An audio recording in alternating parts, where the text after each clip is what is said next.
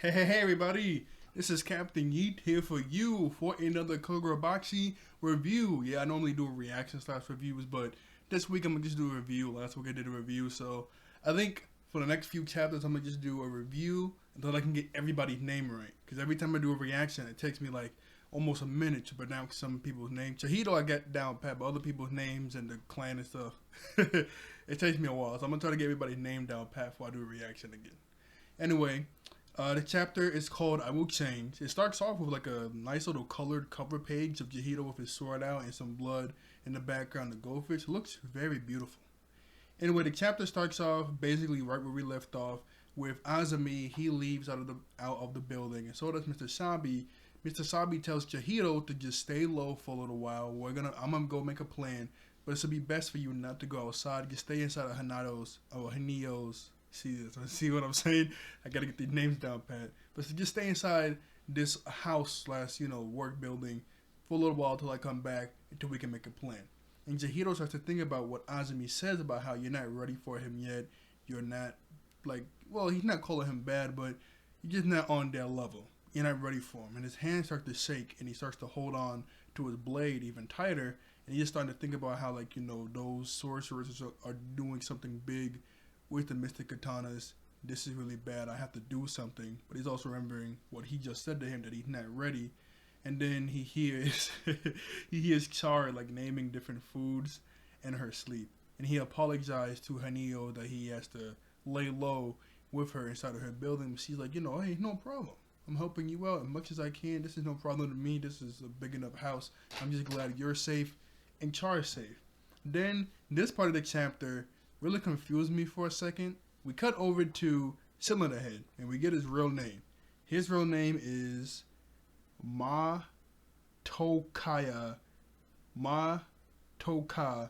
Narai Siaku Makakaya. Matokanarisaku.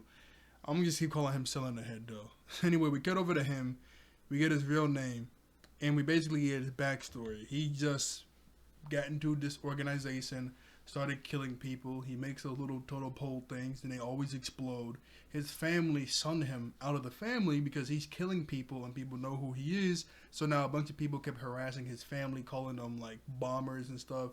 And they had to move, I guess. And they shunned him out of the family. His family did not want to talk to him anymore. And I always felt bad about it.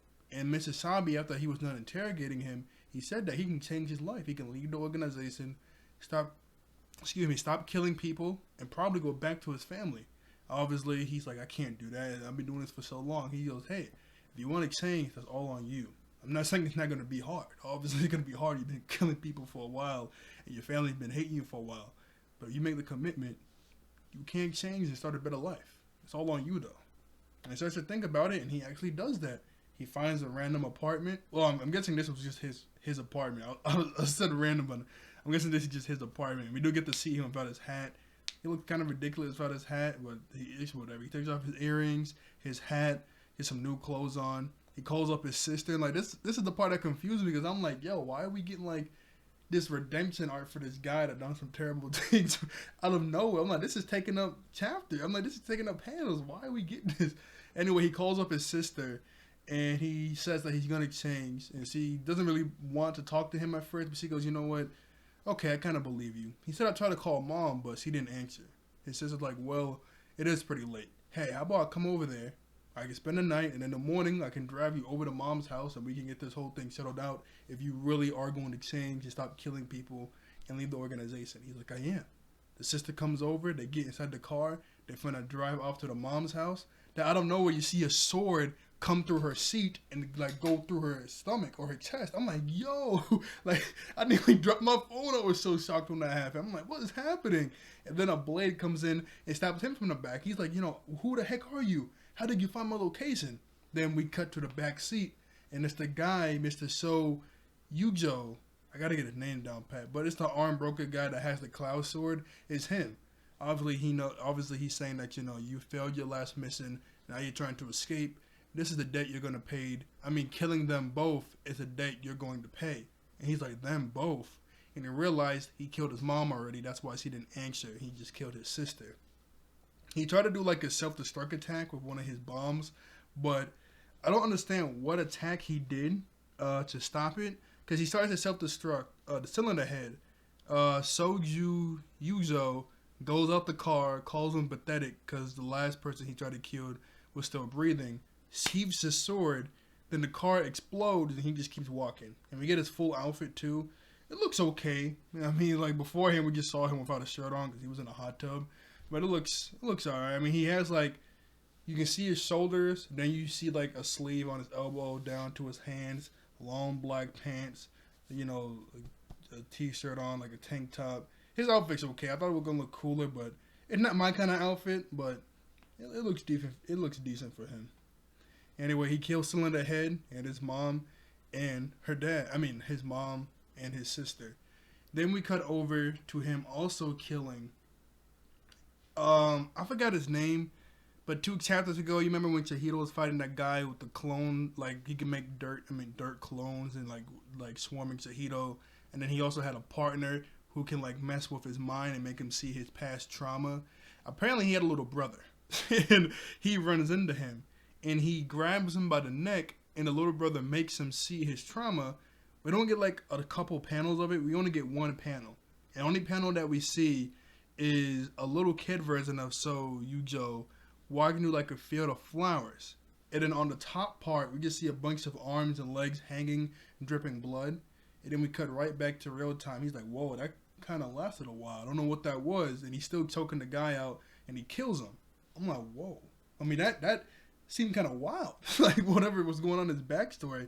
Because it seemed like it's a fantasy thing, but, you remember your backstory in detail, exactly how it happened. Because when we saw Chihiro get with the mind stuff, it looked exactly how it happened. So, I don't know what's going on here, but I don't know. He doesn't have his cloud sword powers yet because... Well, I don't know how much older he is than Chihiro. He looks older than Chihiro. But, he still wouldn't have it when he was a kid. So, I don't know. I can't even, think of any kind of theories. Because I'm guessing he used to be an assassin when he was a kid. Or maybe he was indoctrinated into this group when he was a kid. And he was, really good at killing. But this whole field of flowers and dripping the blood, that's really wild. that is... very, very wild. I'm gonna probably put a picture of Crocodile in there because he's like an arm broker too, somewhat. Because I didn't really know who to, there's no pings of these characters. I don't know who to put in the thumbnail, so I'll probably just put Crocodile in place of him, or like a cloud thing. Who knows? Anyway, he kills a little brother, and eventually he makes it over to Hanato's place, and he tries to kill Hanato, but Chihiro jumps in and blocks him with his sword. And we don't get to see the full attack that he does, but while he's blocking Chihiro mentions that he's really fast. A little cloud starts to come out of his sword, and then the very next panel we see a gigantic hole in the wall. So whatever he did, it made like a huge burst attack and sent Chihiro flying. He is able to come back. Thank goodness. That looked like a pretty mean attack. He's able to come back and keep fighting him. I'm guessing Char have seen him before. It would make sense because Hanayo runs over to the door, tells Char to go hide. Char looks through the door and sees So Yujo fighting Chihiro. And when she sees him, it's like she looks scared. She looks shocked that he's even here. Obviously, she probably knows this is someone here to kill me and hurt Chihiro because of the bounty. But she just looks really shocked. So I'm pretty sure she's seen this guy or met him face to face. And while Chihiro is fighting him, he does keep hearing in his head what Azuma said about how you're not ready for him yet. And he also says to him, "You're So Yujo. The blood on that katana is from those sorcerers." And he says, "I don't give a F." Jeez. He says, "I see N10." And he's finna use N10 black. And then we see a ton of clouds start to form around So Yujo's arms. And he goes, "I don't give a S. Let's hurry this up." And Chihiro says that you don't deserve to wield it. So they're finna clash with 2 big attacks. I wonder what animal is gonna be for him. Like they said, everybody's I forgot the word for it. It's sort of like the life energy for everybody when they wield Mystic Katanas. A form of some sort of animal pops up behind you. So Chihiro, with his connection with his dad, is the goldfish. For somebody else, it could be like a bull or like a monkey. So I wonder what it's gonna be for Chihiro. He's a really cold-blooded killer. So I said crocodile. I'm gonna put him in a thumbnail for him, but maybe a crocodile, like a tiger, a cloud tiger. That'd be kind of cool. Or a dragon, a cloud dragon. That'd be dope. That'd be really cool. What could it be? I don't know. It says no break next week. So hey, man, this guy, Arthur, he's like pushing them out. He's like getting them done, man. He's getting you really excited. I can't wait to see. Azuma said he's not ready for him, so he probably knows how powerful this guy is. So I don't know. Is Chihiro gonna win it? If he's gonna win this, he's gonna need some backup from Mr. Sabi, but he just left. Unless it's gonna be a balls out fight, it's gonna take a while, which makes a lot of sense since this guy's supposed to be upper level, and he's also wielding with Mr. Katana, so he should be upper level too.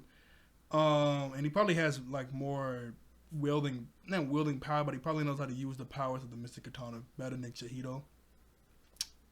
There was one more thing I wanted to mention. Oh yeah, I was gonna say like, how did he find Chihiro? Because maybe he just got inside information and he was able to find it. Because at first I thought he would just come into here to get a job, but no, that wouldn't make sense. Because in this panel, he's walking through the city. He walks over to this, and then he hears, "At least I'm helping out." He opens the door, and yeah, when he opens the door, he looks at Hanayo, and Chihiro's in the distance. And he instantly sees Chihiro. So I don't think he knew exactly what this place was. Because he just walks in all nonchalant. He didn't instantly go for Hanayo. He walks in, looks, and Chihiro's standing right there talking to Hanayo. He's like, what the? Yeah! And then he like comes in. So he's like, oh, snap, that's the guy. So he comes in. So either he knew about this place or he just instantly saw Chihiro like, what the? Just coming in. So I don't know. It's kind of unclear. So he doesn't say like, okay, so this is the place. Like, he doesn't say anything specific to say that he knew it. So I'm guessing he was just walking in just to walk in, and then boom. Like that's the biggest coincidence. That's the biggest coincidence. He watching Chihiro's house when he just had to rest. Like that is really big a coincidence. But that's chapter 8. So like, share, and subscribe. I'll see you all later. Thank you all for watching. I think you're all there for being wonderful human beings, and I'll see you guys next time. Bye-bye. All right.